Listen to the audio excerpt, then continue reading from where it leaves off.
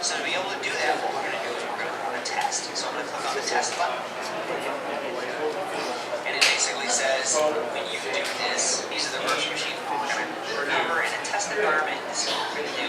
Now you also have the option to replicate preso machines to the recovery site. So this is independent of any replication schedule that you may have configured. But what I'll do is I'll get you that last bit of change over into the other side. We're going to bring on the test environment. I'm going to have a great audio here, but you can kind of see what's going on. He's basically running a test right now by hitting the test button. And he's showing the different steps that it's going through, so you can see how it's running, synchronizing the storage. And he's going to fast forward here in a second. But gonna get a look. This is under the recovery steps. And again, this is just a test, so this would be where it goes into the bubble auto network, and it will be isolated from other machines on your network, and it won't interrupt your production. So you can run this during the day at 2 p.m. or whatever, and it's not going to bring down anything else. And they were successful. Now the cool part not only is that this was all successful, but if there was an issue, I could actually troubleshoot it and figure out why there was an issue and make sure that it doesn't impact my actual failover. Now once it's all done, you can see this test complete message right here. And then what we'll do is we can actually clean up the entire environment. So over here there's a button called clean up. What this will do is it'll actually unregister the virtual. Okay, and with SRM5 there is a cleanup button now. I forget what it's called. Before I think we actually just clicked finish this kind of button at the end of the little wizard there, and it fell back. But a lot of times it wouldn't all come back. It wouldn't clean up properly. So now there is a clean up button that you can hit in order to make the test come back. Because they're in an isolated network, you can see right here this SRM recovery network. I can't actually RDP to them or do anything with them. What I can do is I can Showing you there that it's in the bubble network. log into the virtual machines now because they're all within the You can see it via the console. You can go into it. What this does is this gives me a But you're not going to be able to ping it or anything like that from the outside. screen when I actually push the big red button. Because here I was able to test it. I got the latest replicas brought over. The virtual machine's powered up properly. I can actually log in with them. So this actually gives me a very comfortable feeling without impacting my environment. So what we're going to do is going to go clean all this up. So I'm going to click home, go back to Site Recovery Manager, click on my recovery plans. The site's there, back in the recovery plan. So I can click clean up. And there is a force cleanup option. So if you run the cleanup the first time and it errors out like it is wont to do, it'll give you the option, it won't degrade out any longer. You can actually force that cleanup. So cleans everything up properly. If you can't clean it up, I was actually talking to my collaborator about this a little bit, and he was telling me that he had for 4 months just an SRM test that was running, and he couldn't do anything to clean it up. VMware couldn't help him, they couldn't do it to clean it up, so he couldn't test anymore, he couldn't fail over, he was just kind of stuck in an infinite loop. So now they give that force cleanup option. Let's go ahead and open full site failover.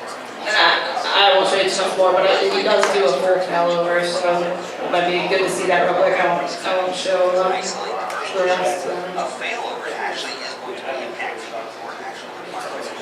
So we're going to click on the recovery button up here. Okay, so you do the full failover by doing recovery, and then there's the plan migration and disaster recovery. So the plan migration, if it doesn't work, it'll fail it back. It won't complete the full migration. So obviously you're trying to do it, it errors out. You don't want your site to go down, so you bring it back. However, with the disaster recovery option, you run it and you just, hope and pray that it gets over there because you can't really see maybe everything that's going on in a disaster recovery situation. And it doesn't matter if it works or not because it's kind of your last hope. Disaster recovery the same concept. Usually you would do that with protected sites. We're going to click on next. We're going to verify this, and then click on snow. So what this is actually going to do is it's going to go to the protection site, shut down all the virtual machines, actually remove that. And this will shut down the VMs at your production site now, it's a protected site, and bring them up completely on the other side with whatever IP settings, or just the IP settings and whatever run plan settings that you use for computers. Virtual setting, you can actually see that these virtual machines have been taken offline. And in fact, if I go to my I can direct people to it, yeah. This is not my own video, I stole it, so. But yeah, I can definitely make it look at the plan, you can see that now. And then there weren't really a lot of videos, honestly, out there that showed the failover, which I thought was kind of the most interesting part. So that's kind of why I went with this one, which is done with a 4-part series of the Dell Equal Logic stuff with SRM. But I mean, that's basically, you get the gist of how it works and fails over. You can see if I can turn this on. Go back to resume. Basically over. Okay, so yeah. So what if your data, your primary data set is a breaker? How does that scale? You initiate that. I mean, originally you had to It is initiated from the other side. So previous versions of SRM, actually, the recovery plan can only exist in the recovery side, right? So now they've kind of shared that together a little bit to where, the SRM, the protection and recovery have some interaction with each other to where that recovery plan exists in both places, so you can fail back. But no matter what, that recovery plan exists at the recovery site. But you can initiate it from the protected site as well now. Yes. Yeah. Does anyone have any other questions? There's also, I talked to, this is just kind of my own thing, but I talked to a product owner in the backup group who asked me if I would be interested in a full umbrella of DCDR stuff, so like SRM, backup, stretch clusters, if that was all in one solution. And I've gotten some hints that maybe that is the direction they're going with vSphere 6 or vSphere 7. So it could be pretty interesting coming along.